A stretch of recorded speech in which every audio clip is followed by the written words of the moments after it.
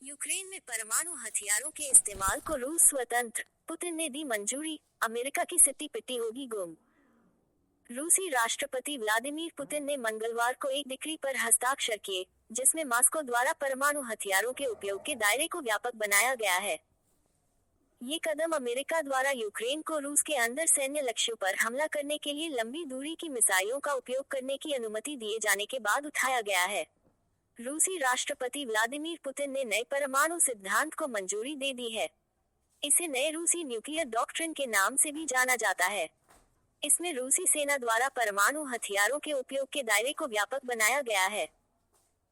Putin ने nuclear doctrine की decree पर हस्ताक्षर तब किए हैं, जब अमेरिका ने यूक्रेन को रूस के अंदर सैन्य लक्ष्यों पर हमला करने के लिए लंबी दूरी की मिसाइलों का उपयोग करने की अनुमति दी है।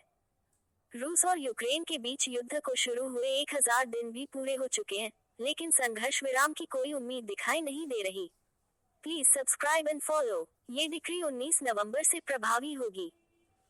रूस के नए न्यूक्लियर डॉक्ट्रिन में ये रेखांकित किया गया है कि रूस किसी गैर परमाणु हथियार वाले देश के विरुद्ध परमाणु हथियारों का उपयोग करने पर विचार करेगा, यदि उन्हें परमाणु शक्तियों द्वारा समर्थन प्राप्त है।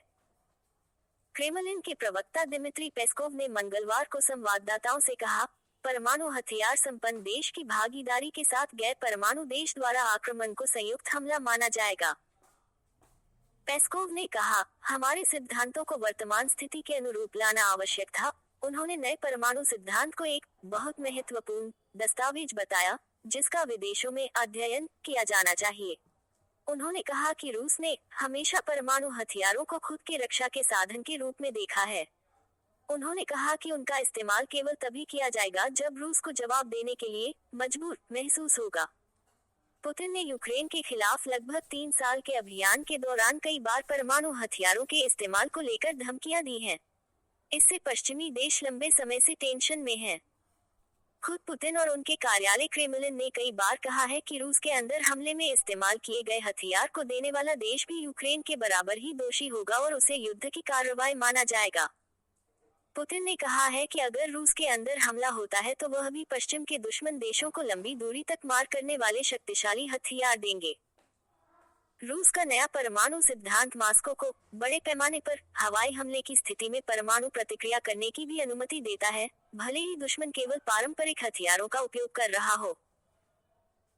जब क्रेमलिन ने सितंबर में प्रस्तावित परमाणु सिद्धांतों में परिवर्तनों का पहली बार अनावरण किया, तो पेस्कोव ने इसे किसी भी ऐसे व्यक्ति के खिलाफ चेतावनी कहा जो विभिन्न तरीकों से हमारे देश पर हमले में भाग लेने के बारे में सोच रहा है। उन्होंने ये भी कहा था कि जरूरी नहीं कि हमले में परमाणु हथियारों का इस्तेमाल किया गया हो।